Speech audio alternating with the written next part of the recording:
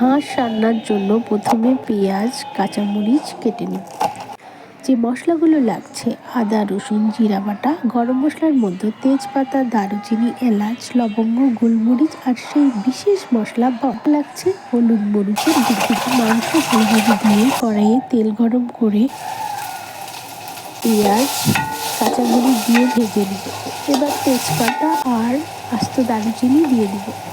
এরপর লবণ দিয়ে আরও কিছুক্ষণ নেড়ে চেড়ে পেঁয়াজগুলি নরম হওয়া পর্যন্ত অপেক্ষা করব। তারপর আদা বাটা রসুন বাটা দিয়ে দিব। এবার একটু নেড়ে চেড়ে এর মধ্যে কিছুটা পানি দিয়ে এই দুইটা বাটা মশলা কষিয়ে তার মধ্যে জিরে দিয়ে দেব। আর হলুদ মরিচের গুঁড়ো দিয়ে আরও কিছুক্ষণ কষিয়ে মাংস দিয়ে দেব।